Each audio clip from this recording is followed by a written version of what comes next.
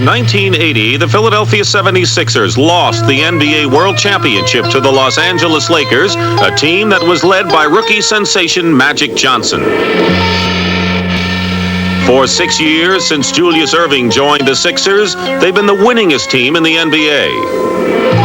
Yet, despite an outstanding record, they've been frustrated in their efforts to win a title. Last year, the Lakers also experienced frustration as hopes for a new basketball empire quickly disappeared when they were eliminated early in the 1981 playoffs. This year, both teams are in it again, and this year, they both have something to prove.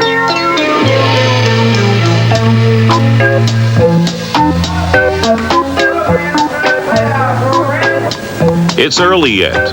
There's at least 1 hour before tonight's opening tap. But already there's something in the air. What is it? The ushers can feel it. Fans arrive earlier. Players are more meditative and careful in their pregame routine. The coaches' preparations are even more studied. No detail can be forgotten. There is a tangible mounting tension and anticipation in the press room. What is it?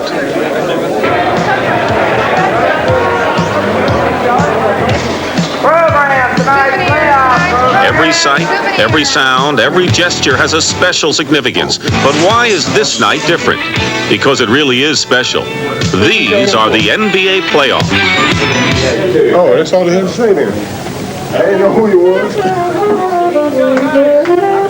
Ladies and gentlemen, from the world's most beautiful sports theater, the Fabulous Forum in Inglewood, California, another capacity crowd, 17,505 to see the fourth game of the 1982 battle for the supremacy of professional basketball, the championship of the world, the NBA crown.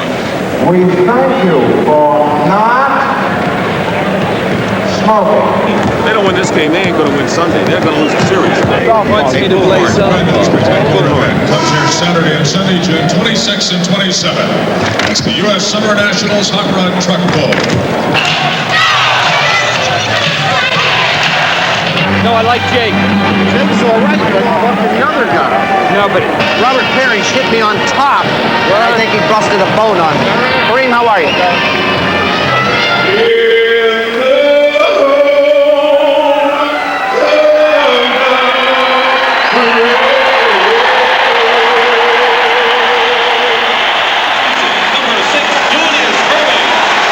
It all comes down to this. What every player, coach, and hometown fan hopes for every season. A shot at the NBA World Championship. Tonight in Philadelphia and around the country, fans will witness the rematch of two teams which are essentially the same as when they battled for the 1980 title. And for that reason, it really is a showcase for the league. In a game where few teams remain together for long, Philadelphia and Los Angeles are good examples of the success which patience and confidence can bring. This championship series attests that the rapidly changing business of basketball has not destroyed the old rivalries, the old loyalties, and the NBA's great tradition.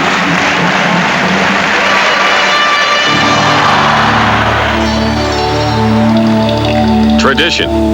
No place represents that tradition better than the banner-draped rafters of Boston Garden. No team ever dominated a sport the way the old Celtics dominated basketball. In fact, no team has repeated as champions since the '69 Celtics. These men are the keepers of that legacy, and some believe the second coming of that dynasty. Damn, Danny. What happened, man? As current defending champions, they have an ideal collection of seasoned veterans and eager youth. And like their predecessors, they have a unifying camaraderie, brilliant leadership, and an unshakable confidence that they can repeat as champions. The miracle finish for the Bullets last Wednesday at the Garden. They need some more magic tonight as they return to Boston facing elimination. Robert Parrish has helped Boston to a 3-1 series lead over Washington. In fact, the Celtics may be looking a little past tonight's game to their expected rematch with Philly in the Eastern Conference Final. Even if the Celtics are looking past tonight's game with the Bullets, this phantom figure, Spencer Haywood, is not.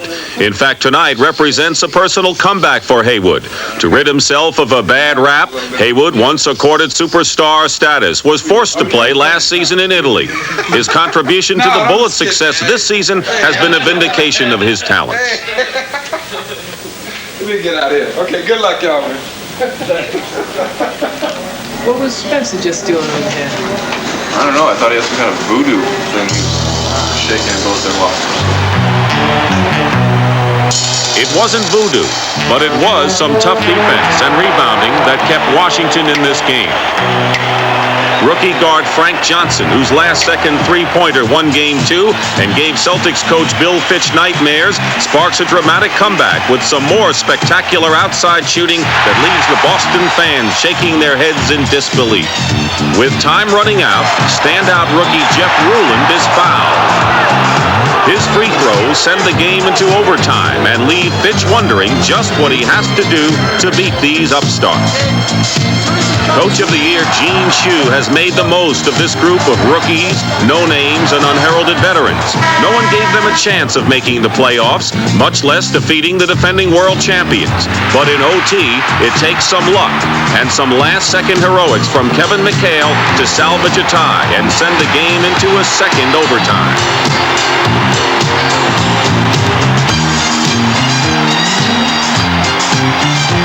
There, the Bullets' upset bid starts to fade as things begin to go the Celtics' way.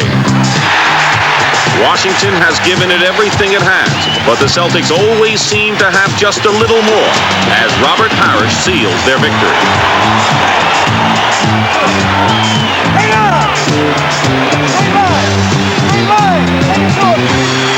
It has been a grueling physical series, but when it is all over, there are no hard feelings. These men understand that the playoffs are a little different. Nothing personal, but there's no tomorrow for the losers. And the winners, the champion Celtics, they know they've been in a dogfight and are lucky to have survived in 5. Their next opponent in the Eastern Conference Finals, Philadelphia, wants more than the NBA title. They'll want revenge.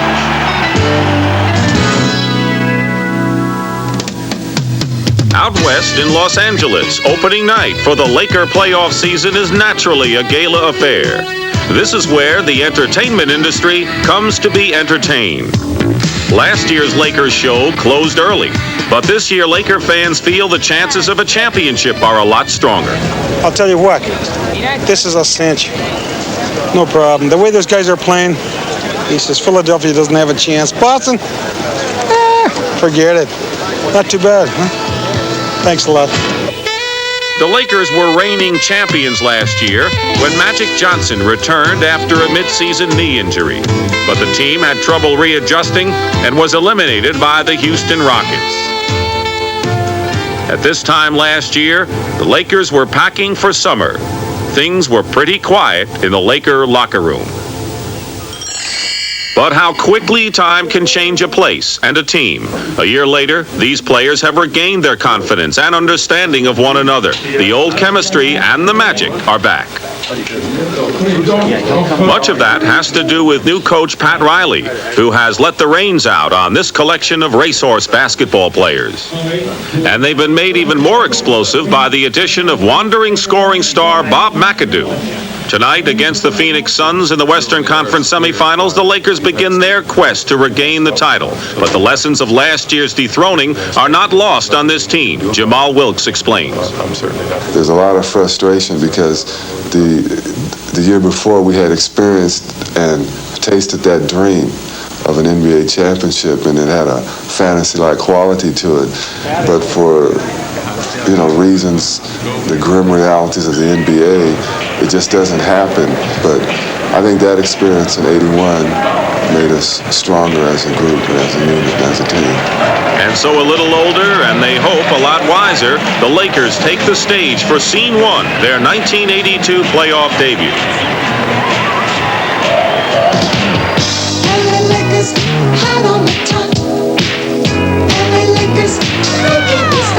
From the start, their performance is a hit. Playing to a packed house, the Lakers win their first 2 at home. Los Angeles, however, is a tough town to play. The people in this audience have paid their share of show business dues and had their share of poor reviews. But they do know a good show when they see one.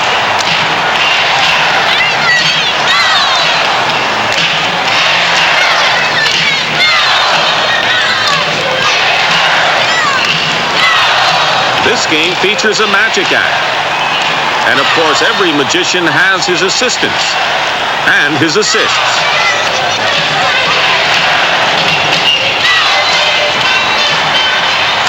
Against Phoenix, Johnson performs his now you see it, now you don't tricks, averaging 11 assists, 12 rebounds, and 20 points per game as he leads Los Angeles to a 4-game sweep. For Johnson, a championship may have special meaning. Although no specific blame fell on his shoulders, much attention was focused on him when the Lakers failed last year and struggled in the early part of this season. Make no mistake, Los Angeles loves Magic Johnson, and he's still the same old Magic. But this year, he is perhaps a little less naive, the glint in his eye a little more determined as he sets his sights on an NBA title, and he doesn't intend to let the Magic show stop here. Things just seem to happen for us. Click, click, click. Just keeps going.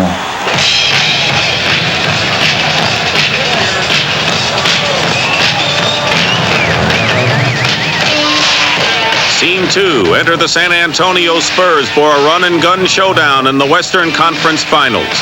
In the semifinals, the Spurs won with surprising ease, eliminating the Seattle Supersonics in 5.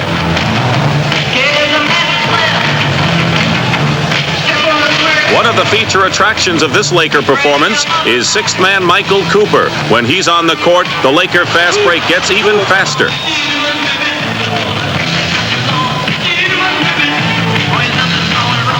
Cooper is part of what Riley affectionately refers to as his Greyhounds, an appropriate name for a team with such acceleration and blowout potential.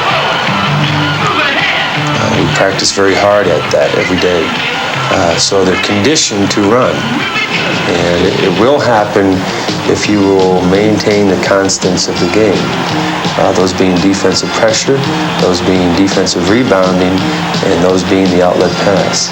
And if you're doing all three of those well, then we're going to run.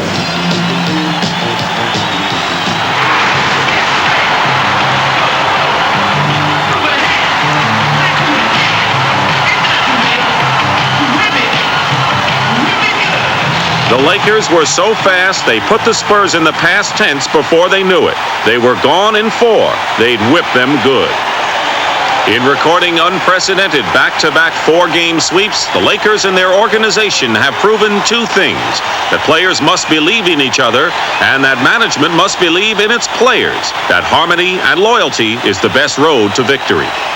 I think it is, and I think that's the only way you build winners, is to develop loyalty amongst the players with the organization, knowing that they're going to stay, not to drastically change your lineups and your roster when you lose a championship or the effort to get one, and to treat it as a business, because it is a business. If it is successful every year, I think if you really have the presence of mind as a club and management that, you can be successful without winning it all, and let's not change everything. I think that's been the staple for Philadelphia. They've been the most successful team the last 5 years in the league, and they have been there, so it's been a great business. In Los Angeles, basketball has been a good business. The Laker girls. And a great show. Bring on the finale. This show's got legs. But in Philly, business is not quite as good. Their one-lost record is great, but their attendance record is not. They haven't won a title since Coach Billy Cunningham was a rookie with the '67 club. Philly can be a tough town to please, and the local press can be painfully pointed in its criticism. The Sixers have had their share of critics, especially after last year's disaster against Boston, dropping a 3-1 lead in the Eastern Conference Final. But tonight, the Sixers are on the verge of eliminating Milwaukee in their Eastern Conference semifinals and earning another shot at the champion Celtics. I'm talking about the beer. The Sixers have been flirting with a championship since 1976. But despite the success of their franchise, the Sixers haven't won the big one. Brewery in San Francisco. And it is big league, major league.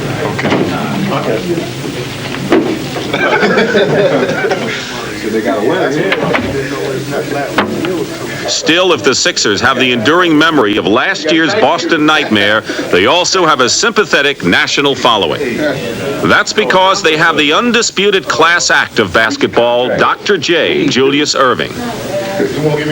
Hope that's Seattle green. Irving wasn't Philly's only superstar when Billy Cunningham took over coaching duties in 1977. But Cunningham made it quite clear that this would be Doc's team. You know, when we made some trades earlier, around 4 years ago, the decision was that we couldn't have several leaders on the team. And when you have a personality such as Julius Erving, who is a leader by example on the court as well as off the court, it was an easy decision to make.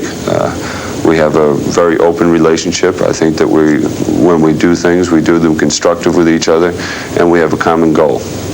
Well, I think, first of all, we understand one another. And that's existed for a long time. And it's just gotten better as the years have transpired. Billy calling it Doc's team, I think, is a total compliment. I think he basically does that because you need some type of consistent force to have a successful operation. That's where our relationship comes in. Billy is my biggest booster and wants me to be that consistent force. At times, their open relationship has been mistaken for animosity. It is, in fact, a unique working arrangement in which both men shoulder Philly's failures personally, spectacularly dependable self, and the Sixers eliminate the Bucks in 6. Philadelphia is Boston-bound to confront the ghosts of their past. When we face adversity as a team, let our faith come through so we know something.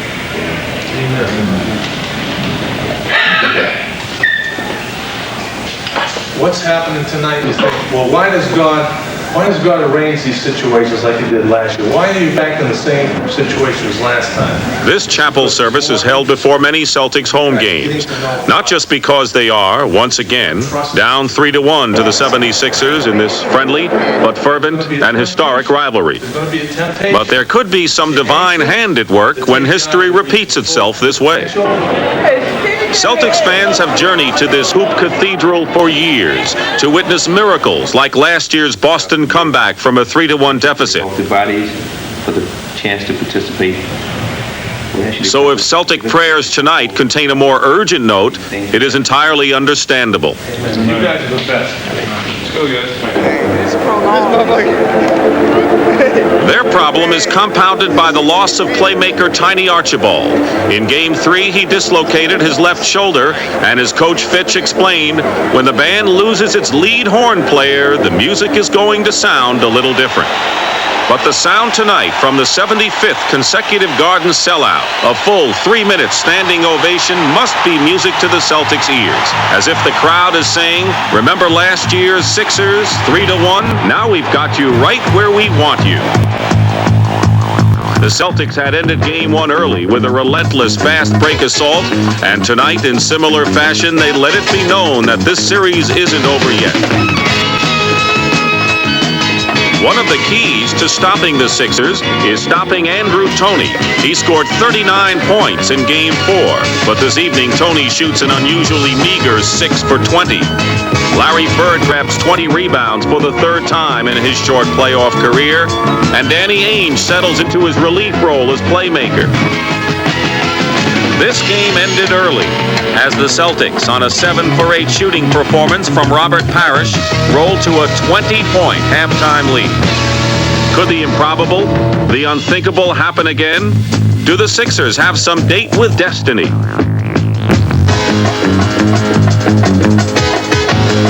By the middle of the third quarter, the game is over. The Sixers are a beaten team, and there is little doubt the Celtics have returned to form.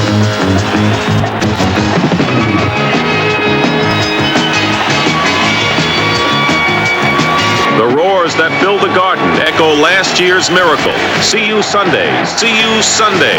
A foreboding incantation summoning the ghosts of Celtics past, declaring that the series would not end in Philadelphia on Friday and that there would be a Game 7 Sunday in Boston. I don't really give a damn what their mental state is. I'm more interested in coaching my team. I know Billy will have his ready. He always does, and I'm going to try and have mine ready. But welcome to the Spectrum for the 1982 Selling pretzels is good money when there's a sellout crowd at the Spectrum. But the newspapers warn that if Philly doesn't win tonight, it may be the last sellout crowd this franchise sees.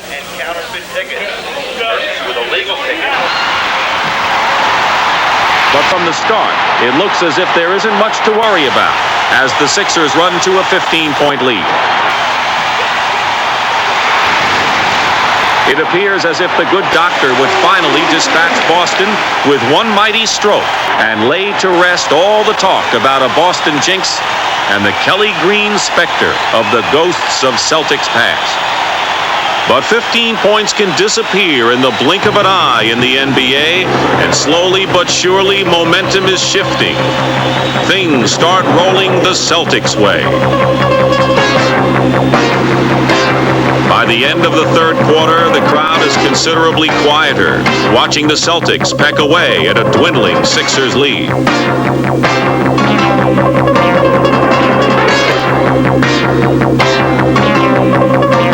Frightening similarity to last year's infamous nosedive, the Sixers can manage only 27 second-half points, the lowest total for any NBA playoffs since the introduction of the 24-second clock. And the Celtics are showing their true bloodlines and their depth. In the fourth quarter, Boston pounds out a 23-9 rebounding advantage. When Kevin McHale drops in his 17th point with 7:58 remaining, the Celtics charge past the Sixers and into the lead. There is no looking back. As far as the fans of Philadelphia are concerned, the series is over as well. According to one Philadelphia newspaper, Boston need only mail in the score for Game 7. In short, they conclude the fans have had enough.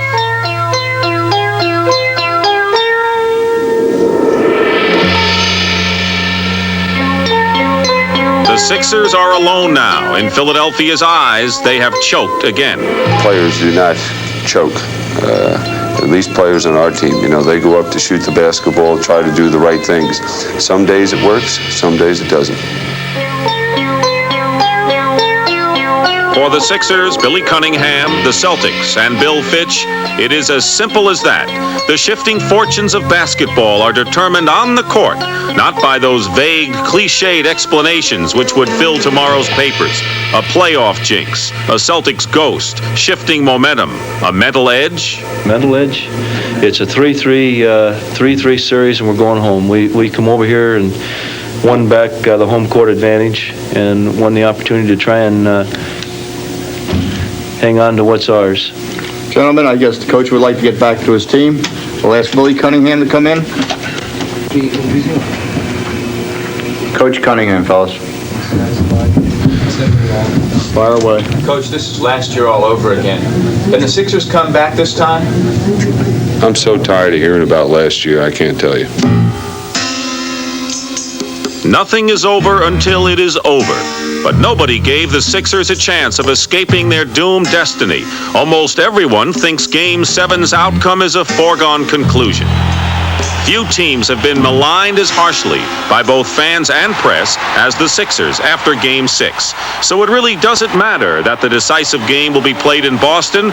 They were outcasts in their own city. Said one Sixer, "We had lost the respect of our fans, our owner, the press, everybody. We have nothing left to lose." From the opening tip, the Sixers play tough, determined, angry basketball.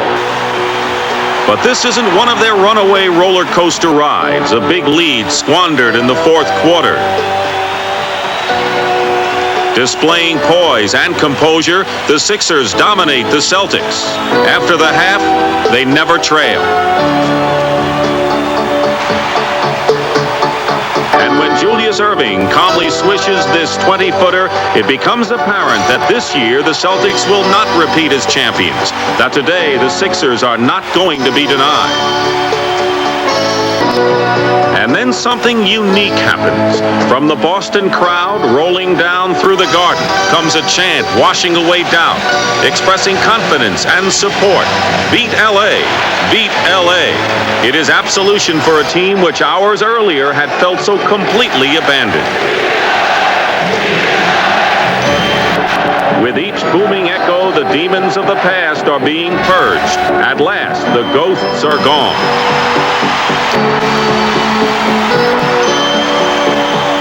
One sure thing, when the team reaches this point in the season, they don't get here without having some character, without being able to overcome adversity. There was a lot of negative things written about us, not only about the game itself, but about the personalities, and I thought they got a little too personal, and we were only concerned with ourselves to prove something to ourselves that we had the ability to go out and perform in the Boston Gardens. Never say die. You know, that, if nothing else, represents Billy Cunningham, because he's a coach who will never say die. In victory, Cunningham acknowledges the Garden chant, which had raised this rivalry to an extraordinary level. That truly showed me a great deal of class. And as competitive as the two teams are, it surely made us feel good, and that's what it's all about, the competition.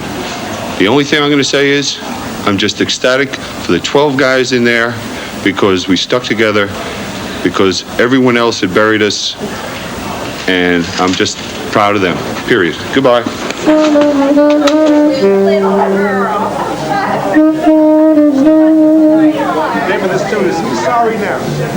Obviously, Grover Washington Jr. is poking a little fun with his choice of melody, but who is sorry now, Grover? The vanquished Celtics or the Philadelphia fans who doubted their team? One thing's certain, the fans have changed their tune.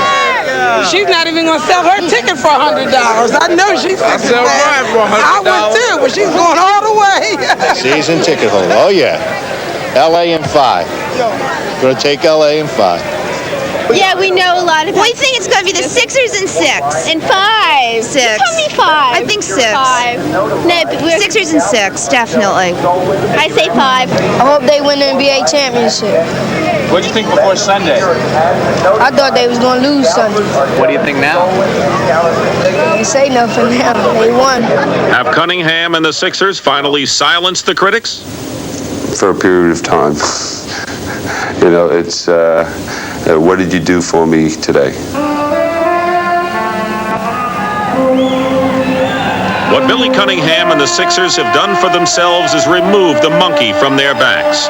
In the few days since they turned a burial in Boston into a resurrection, the Sixers have become sentimental favorites, not just in Philly, but all over the country. America loves to root for an underdog, and against the Lakers, whose jet-powered fast break looks unstoppable, the Sixers are definite underdogs.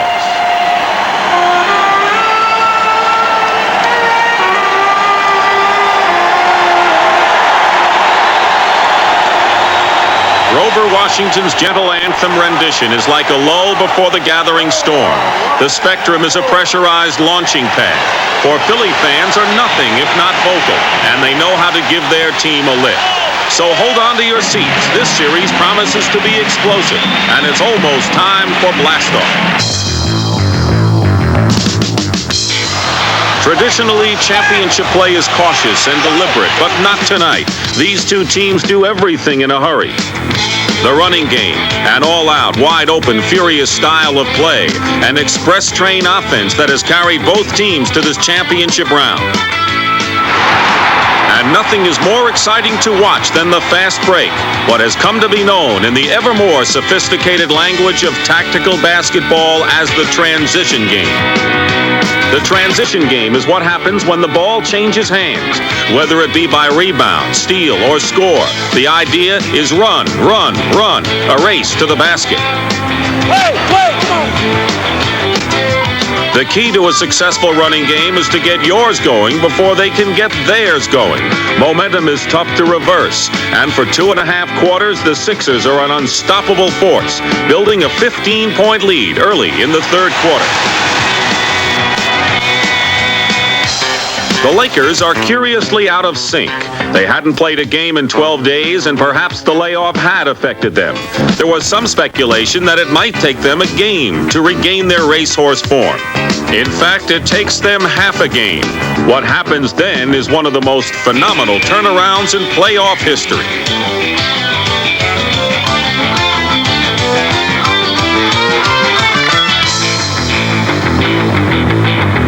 In just 3 minutes and 40 seconds of the third quarter, the Lakers rip off a 23-6 scoring streak. The Sixers are completely stunned, but Pat Riley had witnessed these explosions before. You know, we're a team of spurts, and we've proven that throughout the season. We've proven it throughout the playoffs, that somewhere, if it's not in the first quarter or the second quarter or the third quarter, we will have a run. And, you know, the game does break down to skirmishes. And, you know, who wins the most skirmishes is going to win the game, and we won the third quarter scrimmage. One of the things that triggers the Lakers' fast break offense is their trap defense. The idea behind the trap is not to steal the ball every time, but to make the offense hurry its shot and force the tempo, thus creating a transition game.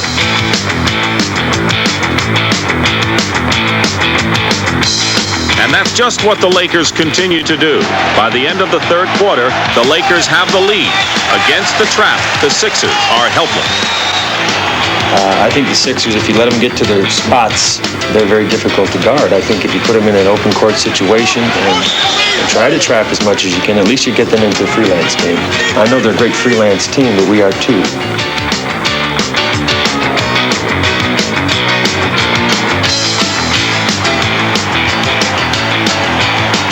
When the smoke from the Lakers' exhausts finally clears, they have run off an unbelievable 40-9 scoring streak and lead the Sixers by 16, a 31-point swing in only 10 minutes. The spectrum is considerably quieter now, dazed by the awesome Lakers offense. But Cunningham knows that, in fact, the Lakers' trap defense has done the damage. It's a defense he thinks is illegal. And if the Sixers are to salvage a split in Philadelphia, he knows he must prove it.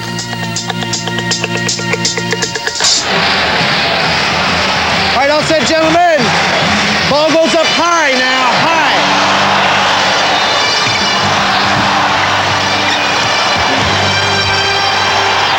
Game 2 is going to be a long one for referee Darryl Garrettson. When this basketball drag race is over, if his legs don't hurt, his ears are sure to. That's because he is the pivotal figure in this sideline strategy battle going on between Riley and Cunningham.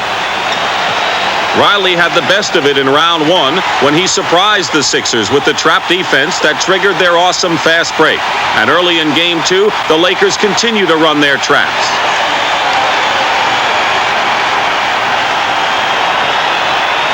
The way the Sixers were blown out in game 1, one might think there's little a coach can do. But after studying game 1, Cunningham makes some adjustments. His problem is plain: slow down the Lakers' fast break. That means either coping with the Laker trap or exposing it as an illegal defense. And that's where Darryl Garrettson comes in. Cunningham had planted the idea of an illegal defense even before the start of game 2, and now he hammers away at the officials. I do know This fight, this endless argument, has been going on as long as there have been coaches and referees. It has become part of the ritual of sports.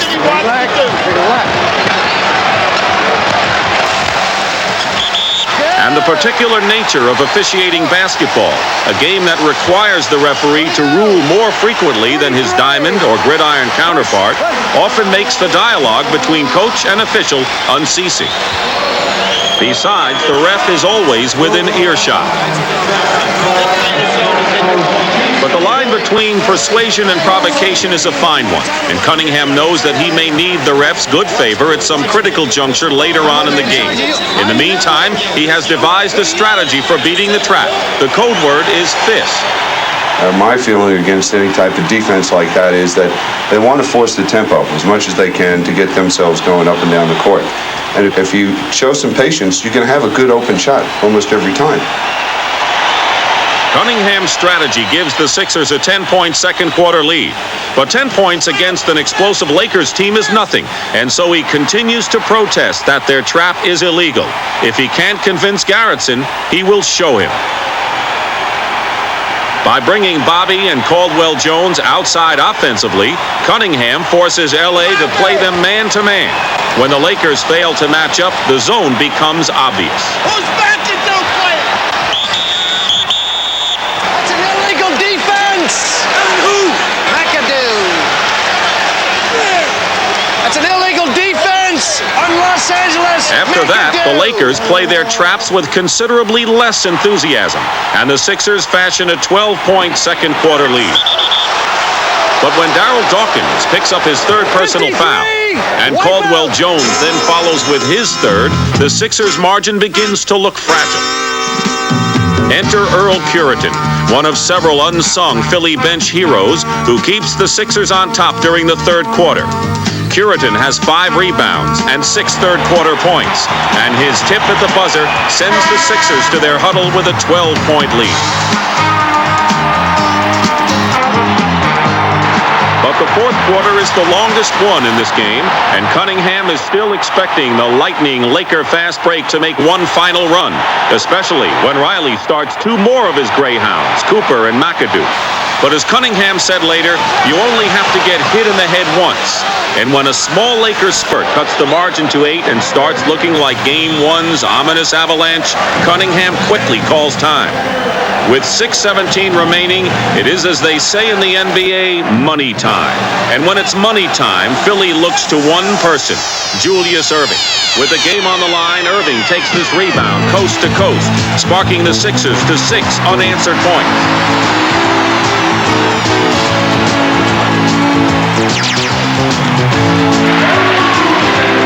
Julius Erving is capable of winning basketball games all by himself.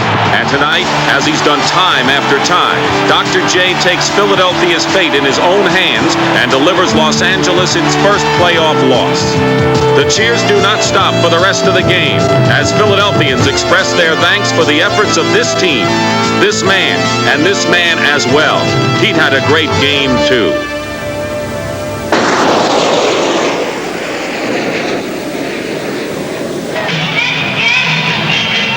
Back in Los Angeles for Game 3, the jet set is beautifully turned out for this glamorous event.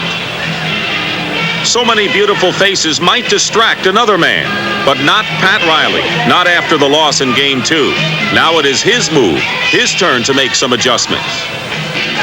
We had some minor adjustments that we made on defense, but it was most of all directing our energies at the area that I think is the most important in this series, and that's the rebounding department.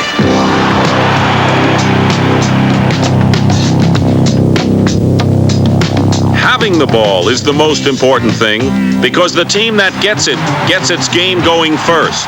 You can't run if you haven't got the ball.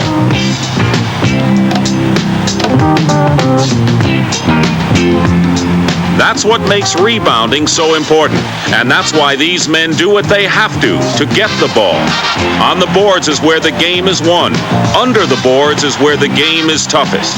This is where basketball really becomes a contact sport. It's no place for the player unschooled in its methods, the subtle shove given at the right moment, or the not-so-subtle blow from the arms and elbows as bodies crash together. People can get hurt. Less than 5 minutes into the game, Magic Johnson is knocked to the floor, momentarily stunned. Julius Erving has a broken dental bridge. And forward Kurt Rambis has a cut over his eye that will require stitches. Rambis, Clark Kent to his teammates, is a new face in the NBA. But when he replaced injured Mitch Kupchak in the starting lineup, Laker fans began to sit up and take notice of the job he was doing on the board. His is the fairy tale story about the sub who comes off the bench to earn a starting role. Riley, who was once a bench warmer on the Lakers himself, can identify with this man's effort. Just a player that had an opportunity to do something and took advantage of the opportunity. Now, there are a number of people that had the same opportunity in training camp, had the same opportunity to come off the bench and start for the Lakers after Mitch got hurt, and he's the one that won. That's what it comes down to. You sit over there and you watch and you wait patiently and you keep doing what the coach wants and you keep reading what the team needs. That's the reality of being a reserve. And when you get your opportunity, this is my chance. What do I do with it? Well, he took that chance and he made the most of it, and now he is starting for a team that's playing for the World Championships. What Rambis gives the Lakers is tough to put a value on. There's no place for effort on the stat sheet. But in Game 3, Rambis is an instrumental figure in setting a tone of aggressiveness, which by the middle of the third quarter has given the Lakers a 25-point advantage. I enjoy playing, and I enjoy playing in the playoffs. Anytime you're in a competitive situation and you're a competitor, it brings out the best in you. These playoffs have really brought the best out in Norm Nixon. He is the Lakers' leading playoff scorer, and in the second half of Game 3, Nixon takes over. This year, Nixon is no longer referred to as overlooked or underrated. He is part of a select company of speedy point guards, men like Mo Cheeks, Gus Williams, and Tiny Archibald, and he may be the quickest of the quick. His agile speed and scoring ability may be more apparent this year because Riley's run-and-gun system showcases his ability for anticipating the break. Whenever Philadelphia misses a shot, he is already headed for the Laker basket. Nixon runs to a 21-point second-half performance, and the Laker lead never falls below 15. When Cunningham remarked after the game they were just a little quicker in everything they did, maybe he was thinking about Norm Nixon. Game 3 was yet another blowout. These teams can't seem to do anything else to each other.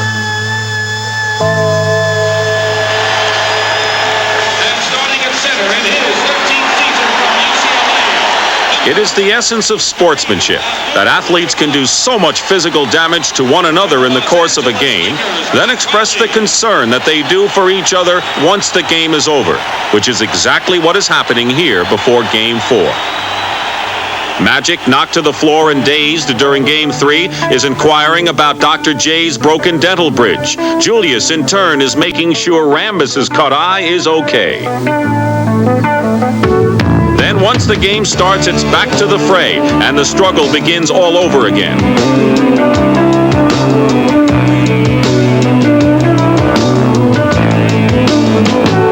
Game 3 was an LA fast break blitz, but tonight the Sixers have more success getting back and stopping the Laker break.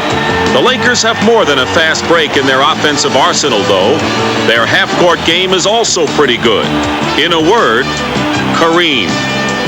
When Abdul-Jabbar gets to his spot, the master of the sky hook is virtually unstoppable.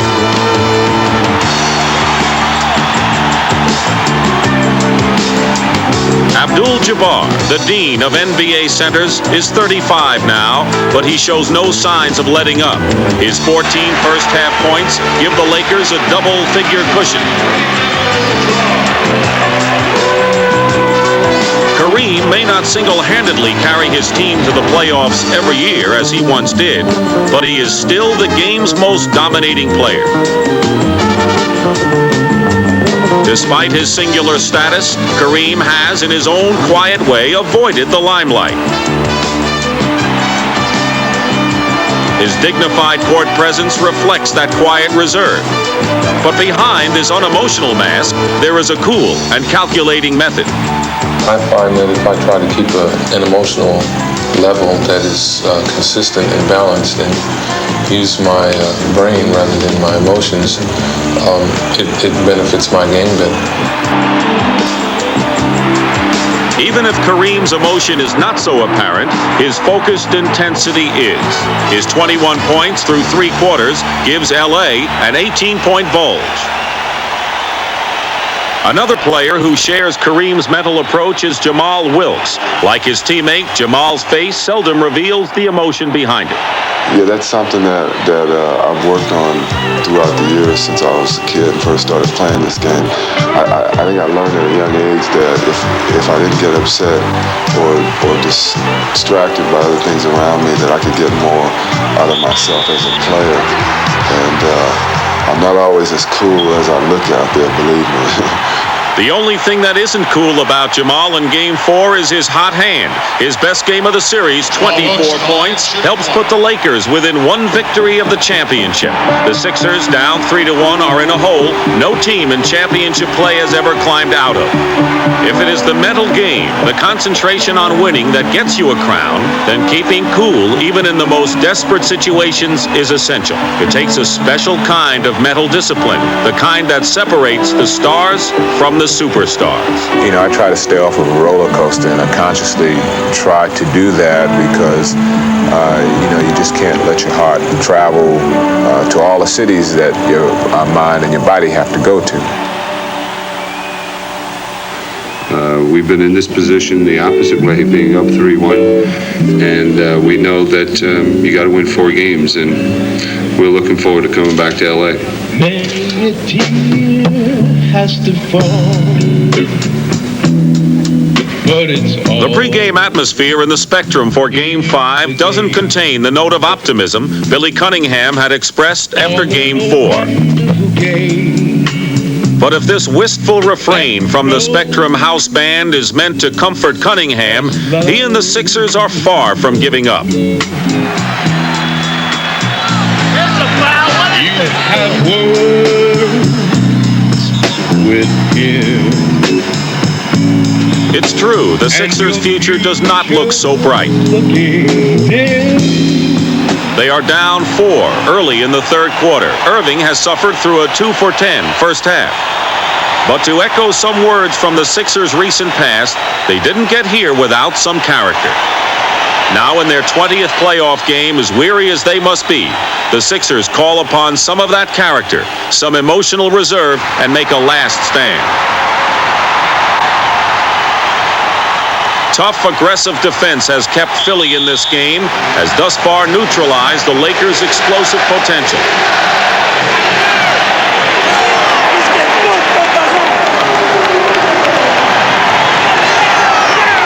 When Mo Cheeks picks off an errant pass, his breakaway dunk signals the first shot in a little Sixers skirmish of their own. In fact, it is the flip side of the 40-9 number LA had played for Philly in Game 1. When Andrew Toney gives Philly its first lead of the second half, this time the band knows just what to play. Look at here. This place is jumping. It's really jumping. The Sixers got us all real high. I say it's really jumping. Big D is thumping. The BJ is bumping. When Dr. J does things his way, I mean it's really jumping. Halftime show comes by, the fans just might forget their manners. They'll clap their hands, stomp the stands, and go bananas. This place is jumping. It's really jumping. Sixers got us all real high. I say it's really jumping. Dealing, stealing, lightning quick fast breaks, thunder slams and two-hand jams and a couple in your face. The Spectrum is the place. This place is jumping. The third quarter buzzer only briefly saves the Lakers from the Sixers' charge. In the fourth quarter, the Laker defense is completely overrun. And when the massacre is over, Philadelphia has delivered LA its worst playoff loss ever, a 33-point blowout. Kareem has scored just 6 points, and the Laker lead, now 3-2, looks a lot less secure. On the whole, the Lakers would rather be in Los Angeles. Nobody said that this was going to be easy, and I really thought the game was a great game until it was about 68-68, something like this, 70-68, and then it just seemed like it was a tidal wave from that point on. And Philadelphia was very, very, very aggressive, and that was the difference in the game. That's what it's all about. Any questions? Southern California is normally laid back, but that's not the way it is tonight as we get set for Game 6, where either the Lakers will capture the World Championship or the Sixers will have fought back once again to force a 7th and deciding game on Thursday. We feel that the only salvation for the Sixers is to have a super game from a superstar, Dr. Julius Erving. He is known around the world for his heroics, and we think that Julius Erving is the man that Philadelphia will have to rely upon.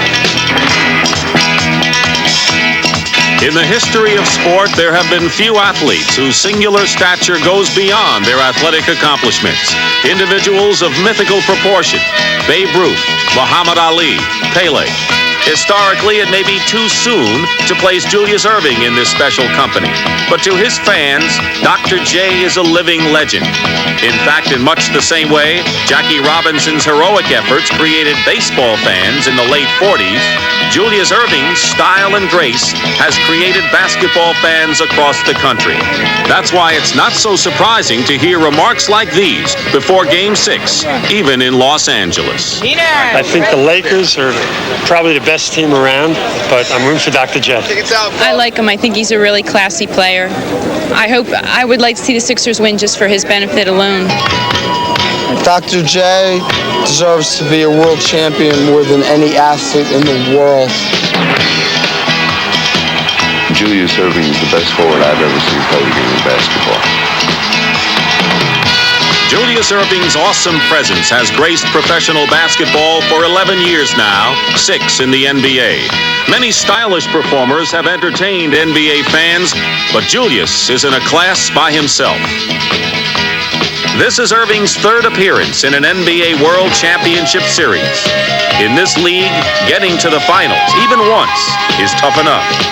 At 32, Dr. J may not have many chances left. Cunningham, who played until he was 34, knows what makes aging veterans like Erving and Abdul-Jabbar continue to be great. You know, they have this great inner drive. I think that's why they're still playing. You know, it's not the physical things that go in players when they reach a certain age. It's the mental aspect of the game that's the toughest part, being able to get yourself prepared to play and still having that love and enjoyment of playing. In Game 6, Los Angeles once again breaks quickly from the gate to seize control. Early in the third quarter, LA leads by 9, thanks to Jamal Wilkes' 17 first-half points. But Philadelphia hangs tough.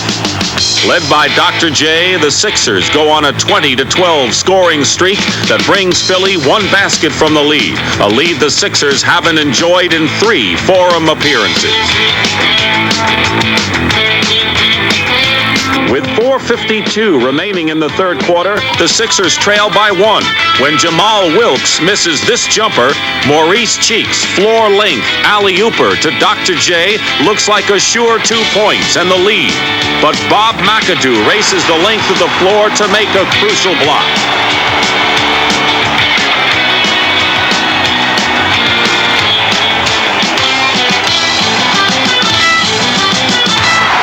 The resulting Kareem dunk slows the Sixer momentum considerably. It is a brief but critical skirmish, a turning point, and the player who has made it possible is Bob McAdoo. When the season started, McAdoo wasn't on any NBA team's roster. Not because he was no longer a great offensive player, he still had his shooting touch, but he also had acquired the reputation of a player who couldn't play for a winner. When the Lakers picked him up in mid-season, they weren't sure if it was McAdoo or McAdoo. And what was McAdoo's reaction to this stroke of good fortune? It's something that I never thought would ever happen to me in my career.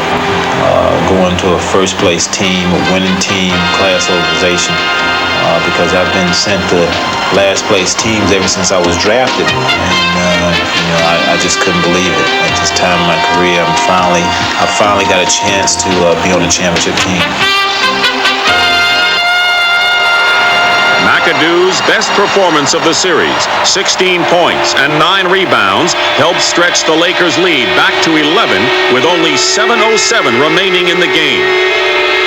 With just a half a quarter between them and summer vacation, the Sixers launch one last attempt at returning the series to Philadelphia.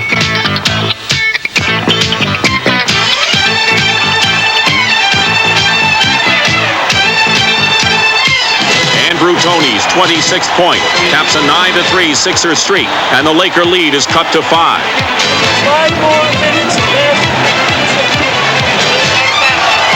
Hey, everybody, take no time to get back to the game. No time. Let's go.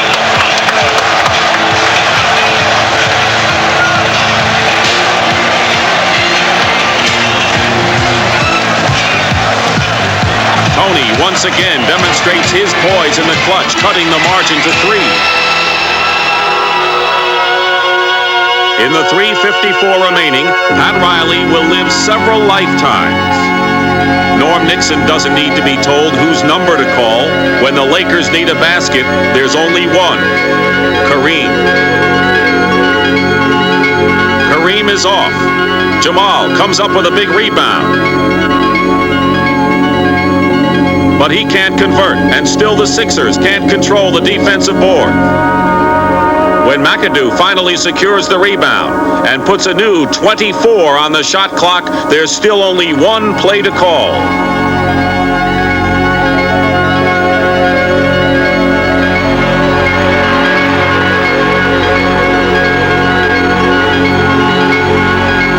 With game momentum hanging in the balance, Kareem's second effort finally drops through.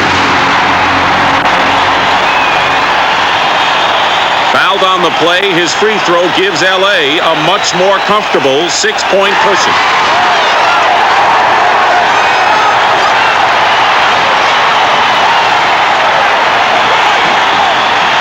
And when Jamal's breakaway gives the Lakers a little insurance, the margin is 8, and the 76ers will not threaten again.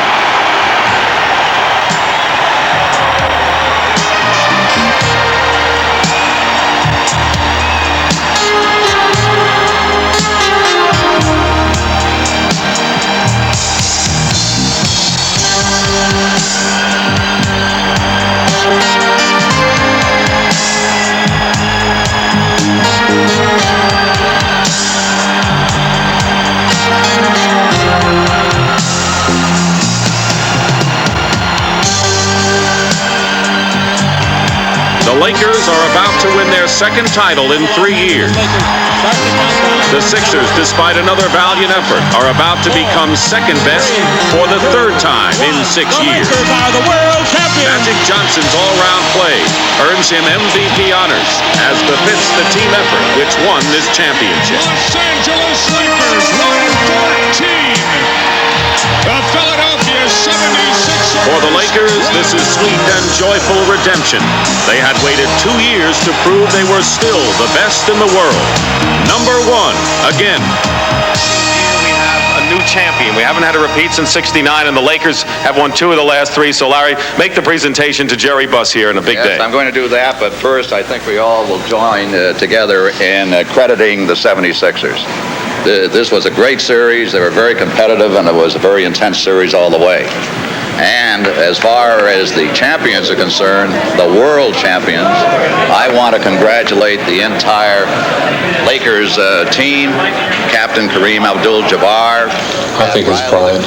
Pride is definitely why we're out there at this point. The victory is basically an intangible thing that motivates you, and that's why we're out there. You're only, just like in Hollywood, you're only as good as the last movie you make, only as good as the last basketball game that we win. And it certainly would make the offseason a lot nicer. Created by Tiffany, and let me lift it now, Jerry, and hand it to you with our congratulations.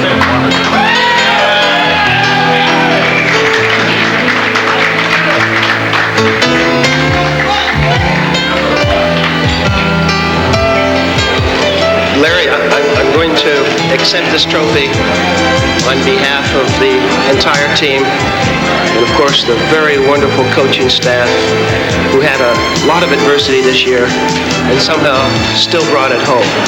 But most of all, I want to say thank you, and I'm going to accept this trophy also to the fans of the Lakers. I know there are millions and millions and millions of fans who watch this game tonight, and wherever you are, I want you to know the team won it for you, the fans. Thank you very much.